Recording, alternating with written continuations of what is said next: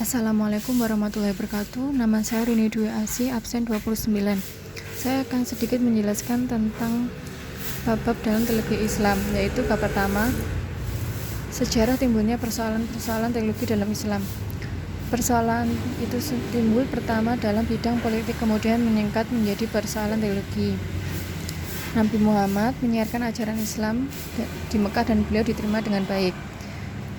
Setelah Nabi wafat, Abu Bakar disetujui oleh masyarakat Islam untuk menjadi pengganti atau khalifah Nabi dalam mengepalai negara tersebut.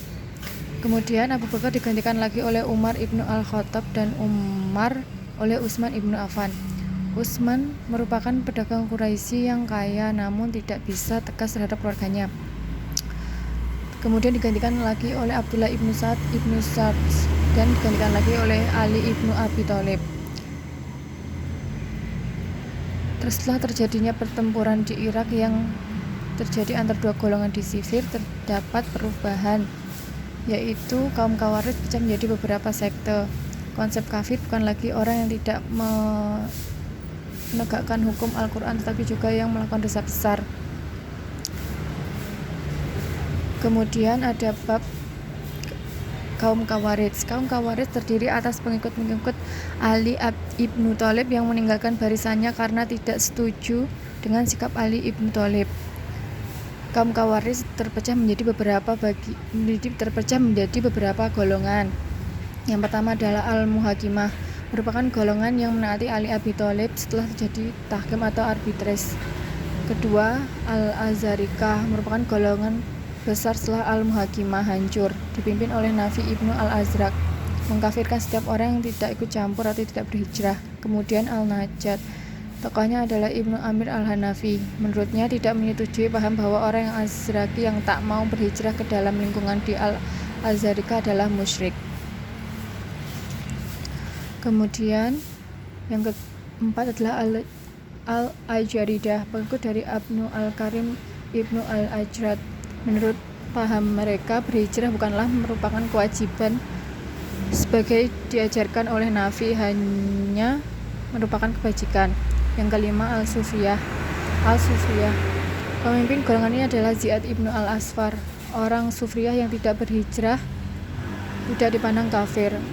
Anak-anak kaum musyrik boleh dibunuh. Kemudian yang terakhir adalah Al-Ibadiyah. Orang Islam yang tak sepaham dengan mereka bukanlah mukmin dan bukanlah musyrik tetapi kafir. Kemudian adalah kaum Murji'ah, ditimbulkan oleh persoalan politik. Syiah merupakan golongan pendukung Ali dan menentang Bani Umayyah. Kaum Murji'ah merupakan golongan yang tidak mau turut campur dalam pertentangan mengenai hal hukum kafir dan tidak kafir seseorang. Kaum Murji'ah terdapat dua paham, yaitu moderat. Orang yang berdosa besar tidak kafir dan setelah mendapat hukuman ada kemungkinan Tuhan akan mengampuninya. Yang kedua adalah ekstrim. Orang yang berdosa besar yang menyatakan dirinya kafir secara lisan tetap dianggap mukmin, iman dan kafir berada dalam hati. Kemudian iman menurut Al-Asy'ari, iman adalah pengakuan dalam hati tentang keesaan Tuhan dan tentang kebenaran Rasul-Rasul serta segala apa yang mereka bawa.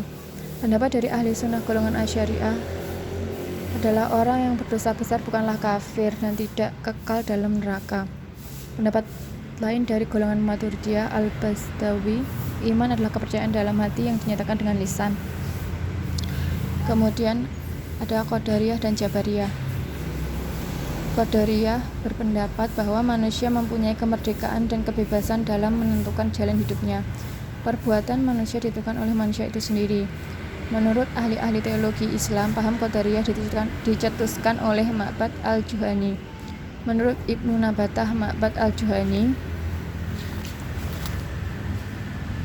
dan temannya Ghailan al-Dimashqi mengambil paham tersebut dari seorang Kristen yang masuk Islam di Irak.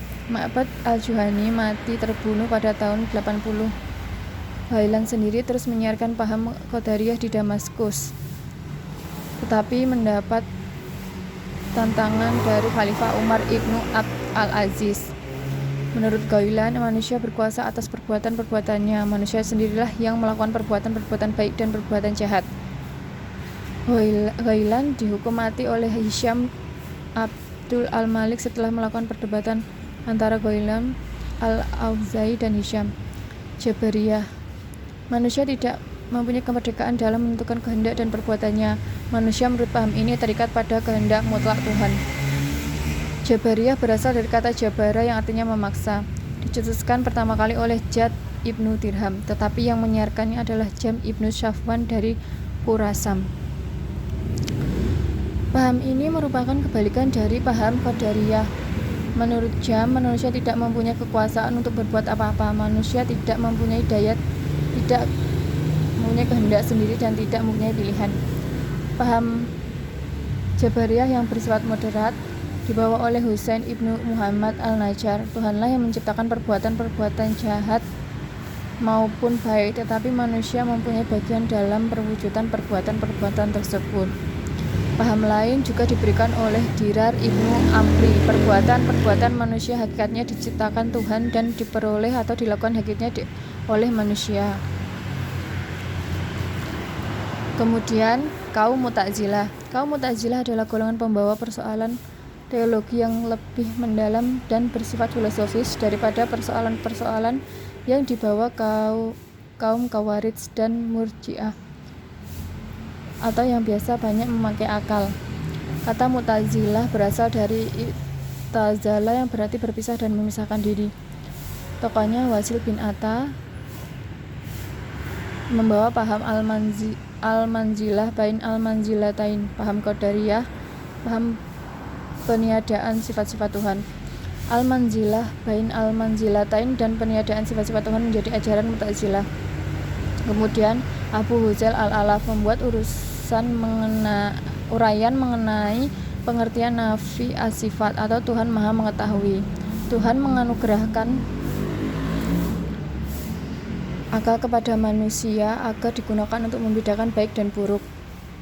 Al-Jubai mengenai kalam Allah Subhanahu wa taala, sifat Allah Subhanahu wa taala, kewajiban manusia dan daya akal. Tuhan tidak mempunyai sifat. An-Nazam, Tuhan itu maha adil, tidak berkuasa untuk berlaku zalim, atau perbuatan zalim hanya dilakukan oleh orang yang bodoh dan tidak sempurna, sedangkan Tuhan jauh dari keadaan demikian. Kemudian Al-Jahiz, paham naturalisme atau kepercayaan akan hukum alam atau sunnah Allah. Perbuatan manusia tidaklah sepenuhnya diwujudkan oleh manusia itu sendiri, ada pengaruh hukum alam. Kemudian Mu'ammar bin Abbad, kepercayaan pada hukum alam, Tuhan menciptakan benda-benda materi. Bishr al-Mu'tamir, pertanggungjawaban perbuatan manusia. Abu Musa al-Mudra, pemimpin Mu'tazilah yang paling ekstrim.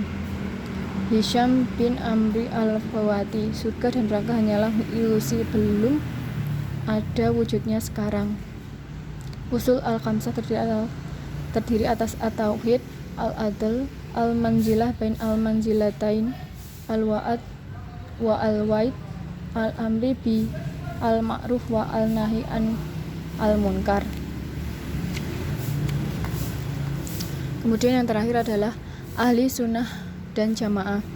Ahli sunnah dan jamaah yaitu golongan yang berpegang pada sunnah. Kaum Mu'tazilah memakai kekerasan dalam usaha menyiarkan ajaran-ajaran mereka.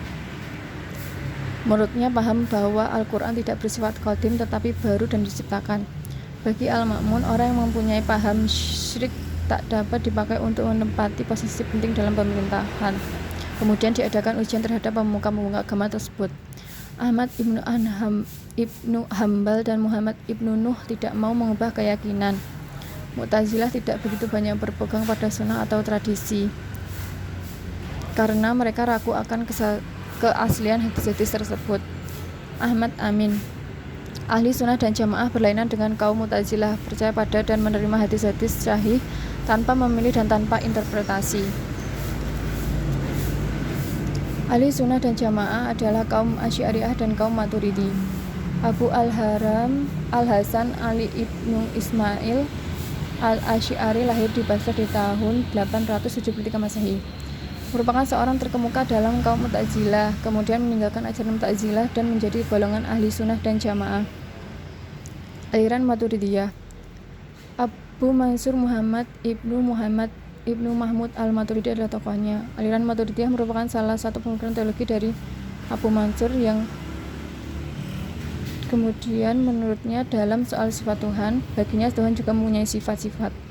Kemudian dalam soal perbuatan manusia, baginya manusialah sebenarnya yang mewujudkan perbuatan-perbuatannya.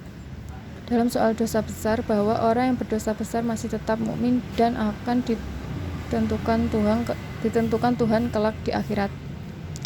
Demikian sedikit penjelasan dari saya. Terima kasih. Wassalamualaikum warahmatullahi wabarakatuh.